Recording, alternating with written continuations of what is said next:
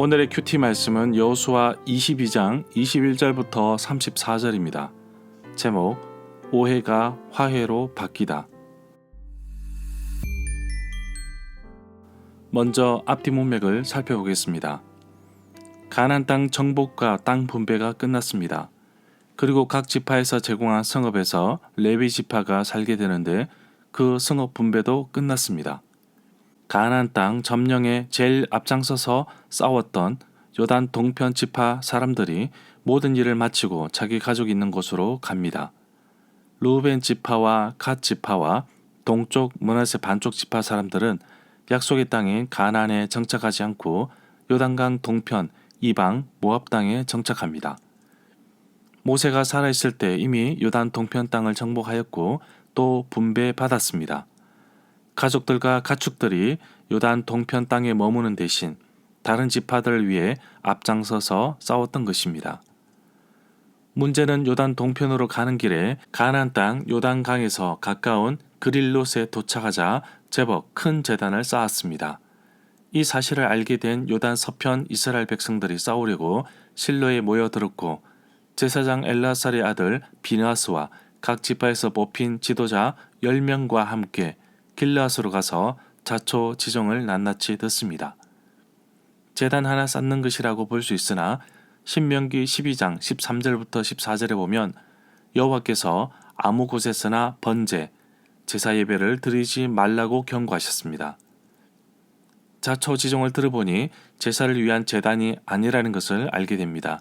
제단을 쌓는 이유를 해명하는데 약속의 땅 가나안을 떠나서 요단강 동편에 정착한 이후에 후손들이 이방 땅에서 배척받아 여호와의 성소가 있는 가나안 땅으로 들어가서 제사 예배를 드리고 싶지만 혹시 요단강을 건너는 것을 막을까봐 걱정도 들었습니다. 그래서 요단강가에 제법 큰 제단을 쌓아 제사 예배를 드리고 싶었던 것입니다. 그래서 증거하기 위해 세운 제단입니다.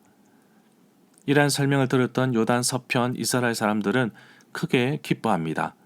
제단을 쌓았던 목적이 여호와께 반응하는 것이 아니라 여호와께 드리지는 제사 예배를 통해서 하나가 되고자 한 것입니다. 문단을 나눠보겠습니다. 21절부터 34절은 요단 동편 지파가 제단 건축에 대한 해명을 하다. 21절에 보면 요단 동편 루벤 지파와 갓 지파와 동쪽 므낫세 반쪽 지파 백성들이 요단 서편에서 길르앗으로 찾아온 이스라엘 지파의 수많은 지도자들에게 대답했습니다. 22절에 보면 만일 동쪽 지파 사람들이 한 일이 여호와께 죄를 짓고 반영한 일이라면 주님께서는 오늘 자신들을 이렇게 살려두지 않으실 것이라고 말합니다. 잘못한 일이 없음을 강조하여 맹세의 형식을 빌어 말할 때 하나님을 반복해서 부릅니다. 24절에 보면 어쩌면 요단 동편의 지파 사람들은 여호수아 4장 20절에서 길갈에 세웠던 큰 12돌을 기억했을 수도 있을 것입니다. 길갈에 아주 큰 12돌을 세운 이유는 이스라엘 백성들 가운데 표징이 되게 하기 위해서입니다. 후손들이 이 돌이 무엇이냐고 물으면 여호와께서 요단물을 마르게 하셔서 백성들이 건넜다는 것을 말해주기 위해 영원히 기념으로 삼은 것입니다. 그런데 이 구절 24절에 보면 먼 훗날에 요단 서쪽에 정착한 이스라엘 백성들이 이방 땅에 살고 있는 요단 동편 이스라엘 자손들에게 당신들은 이방 땅에 살고 있으면서 이스라엘 백성이라고 하는데 도대체 이스라엘의 하나님과 무슨 관계가 있느냐? 라고 묻게 될 것을 염려하여 쌓은 단이라고 합니다. 25절에 보면 요단 동편 지파가 세운 제단의 위치를 살펴보면 요단강 서쪽 가나안 땅 그릴롯입니다. 만약에 요단 동편 지파가 경쟁할 뜻으로 제단을 쌓았다면 굳이 자기들이 땅 밖에 세우지 않았을 것입니다. 그렇다고 하더라도 여호와께서는 아무 곳에서 제사 예배를 드리지 못하도록 명령하셨기 때문에 충분히 오해를 할 만했습니다. 26절부터 27절에 보면 요단 동편 세 지파가 쌓은 단의 구체적인 용도를 설명하고 있습니다. 이 단은 번제나 다른 제사를 드릴 생각으로 이 제단을 쌓은 것이 아니라 단지 요단 동편 지파 사람들도 요단 서쪽 사람들과 똑같이 하나님께 예배 드리고 있다는 것을 우리 백성에게 보여주기 위해 쌓은 것이라고 하였습니다. 그리고 이 제단은 여러분과 우리에게 증거가 될 것이고 우리의 뒤를 이을 자손들에게도 우리가 여호와께 예배 드린다는 믿음의 증거가 될 것입니다. 제단을 쌓은 이유를 34절에서는 여호와께서 하나님께서 되시는 증거라고 하였습니다. 30절에 보면 이 사건의 결말을 미리 암시하고 있습니다. 이 구절에서 요단 동편 지파의 해명을 듣고 비느하스의 일행이 기뻐하였다고 기록하고 있는데 33절에서는 이스라엘 자손을 즐겁게 하였다고 기록하고 있습니다.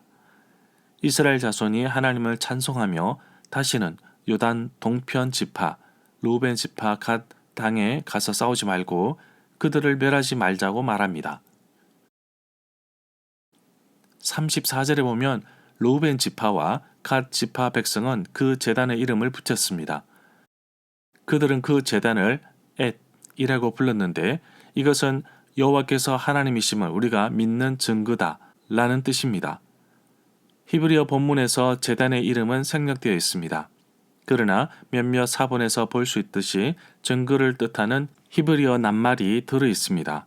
개역 개정 성경에서도 엣이라는 단어를 사용하였습니다.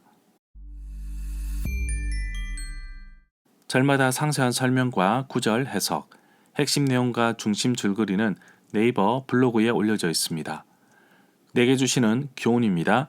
비록 오해는 불러일으켰지만 잘못된 동기가 아닌 이상 마음을 열고 들어보아야 하고 이해할 수 있는 범위 내에서는 수용하는 것도 유익한 방법입니다. 요단 동편 지파가 제단을 쌓았지만 르우벤 지파와 갓 지파만 언급됩니다. 사실 동쪽 므낫세 반쪽 지파도 있는데 언급하지 않았던 이유가 여러 가지 있겠지만 므낫세 지파는 요단 서쪽에도 있으니 팔이 안으로 굽는다고 서쪽 므낫세 반쪽 지파 사람들이 같은 지파의 마음을 누구보다도 더 잘 이해했을 것으로 볼 수도 있습니다. 어찌되었든 동족끼리 전쟁을 하기 위해 모였지만 마음을 열고 경청한 결과 요단 동편 지파의 마음을 읽을 수 있었습니다. 사람도 사람의 마음을 읽을 수 있고 이해할 수 있습니다. 하나님은 사람의 중심을 알고 계시고 또 사람의 진심을 아시는 분이십니다.